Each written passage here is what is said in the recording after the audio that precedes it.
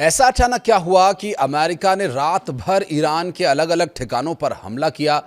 America के द्वारा Iran के एयर डिफेंस सिस्टम को निशाना बनाने की कोशिश की गई और कई जगह पर उसे कामयाबी भी मिली है।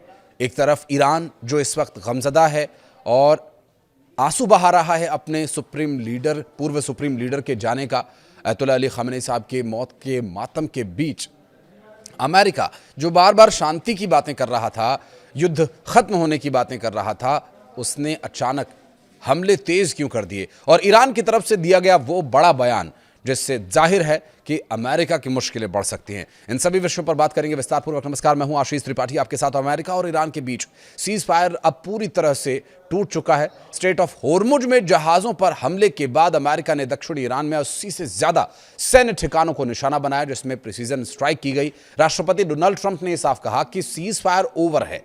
इस बीच ट्रंप ने दावा भी किया कि ईरान का नंबर 1 टारगेट क्या रहेगा। दरअसल ये अमेरिका ईरान के बीच सीज फायर की जो डोर आखिरकार टूट गई है, जिसमें स्ट्रेट ऑफ होर्मुज में कमर्शियल जहाज़ों पर हमले के बाद अमेरिका ने ईरान के खिलाफ एक बड़ी सैन्य कार्रवाई की है और राष्ट्रपति डोनाल्ड ट्रंप ने साफ शब्दों में कहा कि अमेरिका ईरान के बीच सीज फायर अब खत्म हो चुका है। ऐसी नौबत क्यों आई, क्या वजह इसके पीछे अब तक मानी जाए? दरअसल ईरान की तरफ से जो कार्रवाई की गई, उस कार्रवाई के बाद ये एक तरह का पलटवार किया गया है और इस पलटवार से काफ़ी कुछ स्पष्ट हो जाता है कि अमेरिका चाहता क्या है। अमेरिका के राष्ट्रपति को लेकर के जो IRGC की तरफ से बयान आया था, जिसमें कुवैत में 85 अमेरिकी सैन्य ठिकानों पर हमला किए जाने का दावा किया गया था और अमेरिका ने ईरान के 80 से ज़्यादा सैन्य ठिकानों पर फिर हमला किया। तो वहीं ट्रंप जो उन्होंने बयान दिया था कि आज रात हमला करेंगे, और इससे पहले ईरान की तरफ से भी कहा गया था कि अमेरिका ये ना सोचे कि ईरान की तैयारी में कोई कमी है। भले ही ईरान इस वक्त गमज़दा है और अपने पूर्व सुप्रीम लीडर की मौत का मातम मना रहा है, लेकिन इस तरह की परिस्थितियों में ईरान की उंगली ट्रिगर पर ही है, ये कहना है ईरान का। और ईरान की तरफ से दिए गए बयान और की गई कार्रवाई के बाद अमेरिका बौखलाया और अमेरिका की तरफ से फिर इस पूरे मामले में जो पलटवार किया गया उससे भी काफ़ी कुछ स्पष्ट हो जाता है कि अब परिस्थितियां और बदलने और गंभीर होने वाली हैं, क्योंकि अमेरिकी राष्ट्रपति डोनाल्ड ट्रंप ने बुधवार को ईरान को लेकर के बहुत बड़ा दावा किया था। उन्होंने तेहरान पर अमेरिका के शीर्ष नेतृत्व को निशाना बनाए जाने के प्रयासों का आरोप लगाया था। आरोप अमेरिका के राष्ट्रपति की हत्या की कोशिश का। और अगर ईरान में इस तरह की साजिश चल भी रही है या ईरान में इस तरह की कोशिशें की भी जा रही हैं, तो जाहिर है अगर ईरान के सुप्रीम लीडर को अमेरिका हमला करके शहीद कर देता है, तो क्या ईरान में इस तरह के विचार नहीं पनपने चाहिए? क्या ईरान को अपने देश की रक्षा के लिए अपने डिफेंस में कदम उठाने का हक नहीं है? इस बारे में अमेरिका को इतनी चिंता क्यों होती है, ये बार बार सवालों में आता ही है। दरअसल चेतावनी ये दी गई थी कि अगर ईरान ने अंतर्राष्ट्रीय शिपिंग को निशाना बनाना जारी रखा तो अमेरिका पहले से कहीं ज्यादा सख्त जवाब देगा। अमेरिकी अधिकारी के मुताबिक बुधवार गुरुवार को रात भर चली नई कार्रवाई में जो अभी चल रही है, अमेरिकी नौसेना और जमीनी बलों ने मिलकर के दक्षिणी ईरान के क्षेत्रों पर हमला किया और इस दौरान मिसाइल सिस्टम, ड्रोन ठिकानों और स्ट्रेट ऑफ होर्मुज के आसपास मौजूद उन सैन्य ठिकानों को निशाना बनाया गया जिन्हें अमेरिकी सेना और अंतर्राष्ट्रीय समुद्री व्यापार के लिए खतरा माना जा रहा है। दरअसल अधिकारियों का ये कहना है कि हालात अब भी बेहद डायनेमिक हैं और आगे भी सैन्य कार्रवाई की संभावनाएं बनी हुई हैं। तो फिर काहे का युद्ध विराम और काहे के युद्ध रोके जाने के दावे? अमेरिकी सेंट्रल कमांड सेंटकॉम ने भी इस बात की पुष्टि की है कि उसने अतिरिक्त स्ट्राइक शुरू कर दी। दरअसल अमेरिका की तरफ से 20 समुद्री जंगी बेड़े भेजे गए हैं, युद्धपोत जिन्हें कहते हैं, जिन पर कि विमानों की टेक ऑफ और लैंडिंग भी हो रही है और पूरी तरह से लगभग 20 किलो में तब्दील ये युद्धपोत भेजे जाने का दावा भी किया जा रहा है, जिनका मकसद स्ट्रेट ऑफ होर्मुज में नौवहन की आज़ादी को खतरा पहुंचाने की ईरान की तथाकथित क्षमता को और कमज़ोर करना है। यह दुनिया के सबसे व्यस्त तेल शिपिंग मार्गों में से एक माना जाता है। और सीज फायर टूटने की अगर हालिया घटनाओं की बात करें, कुछ कारणों पर अगर नजर डालें, तो ताज़ा घटनाक्रम की शुरुआत तब हुई जब 6-7 जुलाई के दरमियान आसपास ईरान ने स्ट्रेट ऑफ होर्मुज में कम से कम 3 कमर्शियल जहाज़ों और टैंकर्स पर हमला किया। अमेरिका ने इसे सीज फायर का सीधा उल्लंघन माना और इसके जवाब में 7 जुलाई को अमेरिकी सेंट्रल कमांड ने दक्षिणी ईरान में 80 से ज़्यादा सैन्य ठिकानों पर प्रिसीजन स्ट्राइक की और 8 जुलाई को भी हमलों का नया दौर चला। इन हमलों में air defence system, coastal radars, anti ship missiles system और IRGC की फास्ट अटैक बोट्स और कमांड सेंटर जैसे सैन्य ठिकानों को निशाना बनाया गया। ईरान में कई जगह धमाकों की भी खबरें सुनी गई, जिसमें ईरानी सरकारी मीडिया के मुताबिक ये जानकारी दी गई कि इसमें बंदर अब्बास, कोनारक और चाबहार के साथ साथ दक्षिण तटीय इलाकों में भी धमाकों की आवाज़ें सुनी गई हैं।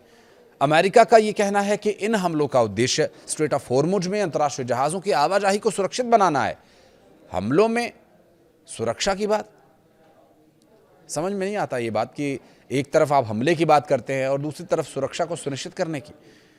क्या आप हमला करेंगे तो ईरान शांत बैठा रहेगा? इससे और अशांति फैलेगी। ईरान की सैन्य क्षमता को कमज़ोर करना ही उनका मकसद है।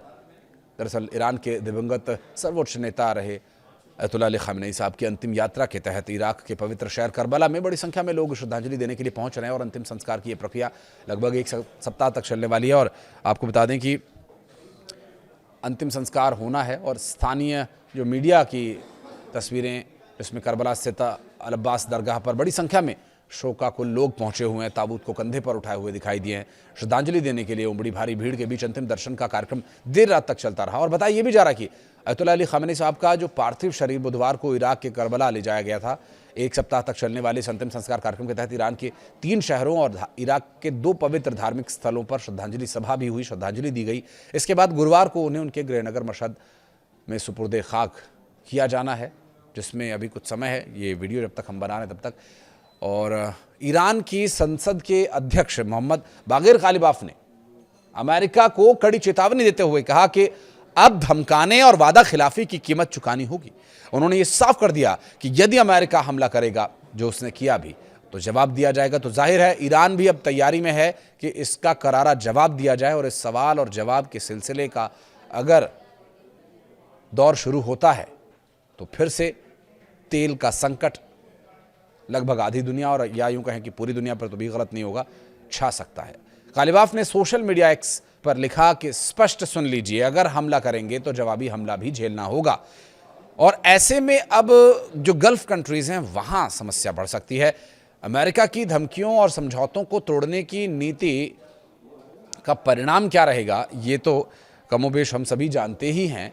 और अमेरिका ईरान के बीच तनाव बढ़ा हुआ है। इसमें बहरीन, कुवैत, कतर में सुरक्षा के अलर्ट जारी कर दिए गए, क्योंकि अमेरिका के कई बेसेस यहाँ पर हैं। तो जाहिर है ईरान अगर पलटवार करेगा तो यहाँ पर बड़ा हमला भी हो सकता है। तो कतर के द्वारा खतरा टालने की घोषणा कर दी गई थी, जबकि कुवैत ने मिसाइल और ड्रोन खतरों को इंटरसेप्ट करने की पुष्टि भी की है। बहरीन में एहतियात के तौर पर चेतावनी जारी की गई और कतर में जारी अलर्ट के दौरान लोगों को घरों के भीतर ही रहने के लिए कहा गया। कांच की खिड़कियों से दूर रहने और अगली सूचना तक बाहर नहीं निकलने के लिए अलर्ट भी जारी कर दिया है। तो गल्फ कंट्रीज में जो खतरे के बादल मंडरा रहे हैं, उस बादल की होने वाली बरसात से बचने के लिए कुछ उपाय यहाँ पर कुछ देशों ने किए हैं। अधिकारियों ने दूसरा संदेश भी जारी किया, जिसमें तत्काल खतरा टल गया है और लोग सामान्य गतिविधियां फिर से शुरू कर सकते हैं की जानकारी दी गई। ईरान की संसद की राष्ट्रीय सुरक्षा समिति के प्रवक्ता इब्राहिम रेजाई ने अमेरिका को कड़ी चेतावनी देते हुए ये कहा कि जारी हमलों का जवाब दिया जाएगा। उन्होंने कहा कि ईरान की जनता डरना नहीं जानती। इब्राहिम रेजाई ने एक्स पर यह लिखा कि ईरान के सर्वोच्च नेता ने देशवासियों को अमेरिका से न डरने का संदेश दिया है और उन्होंने कहा कि ईरान मौजूदा हमलों का जवाब देगा। रिजाई ने अपने संदेश में अमेरिका को चेतावनी देते हुए लिखा कि ईरानियों के करारे थप्पड़ का इंतजार करो। अमेरिकी विपक्षी दल डेमोक्रेट के सीनेटर एलिजाबेथ वॉरेन ने ईरान के साथ जारी सैन्य संघर्ष को लेकर राष्ट्रपति डोनाल्ड ट्रंप की आलोचना की और उन्होंने कहा कि कांग्रेस को ट्रंप का ये युद्ध आगे बढ़ाने की अनुमति नहीं देनी चाहिए। एलिजाबेथ वॉरेन ने सोशल मीडिया एक्स पर लिखा कि डोनाल्ड ट्रंप ने ईरान युद्ध की कीमत अमेरिका के लोगों को चुकानी पड़ रही है और इस संघर्ष में अमेरिका की जानें जा रही हैं, अमेरिका के लोगों की। दुनिया भर में पेट्रोल और रोजमर्रा की जरूरतों की कीमतें, सामान की कीमतें बढ़ रही हैं। उन्होंने ये भी कहा कि कांग्रेस पहले से ही इस युद्ध के खिलाफ थी और मतदान भी किया जा चुका है। उसे ट्रंप को बिना अनुमति ईरान के खिलाफ सैन्य कार्रवाई जारी रखने की इजाजत नहीं देनी चाहिए। क्योंकि पिछले महीने अमेरिकी कांग्रेस के दोनों सदनों द्वारा द्विदलीय समर्थन से वॉर पावर्स रेजोल्यूशन पारित भी किया गया था, लेकिन उसके बाद भी अमेरिका के राष्ट्रपति मानने वाले कहाँ हैं। इस वक्त जारी जो युद्ध के हालात है, इसका परिणाम क्या होगा, इस पर भी रहेगी हमारी नज़र। कुछ कहना चाहें तो कमेंट सेक्शन में बताइएगा। वीडियो को यहाँ तक देखने के लिए बहुत बहुत धन्यवाद।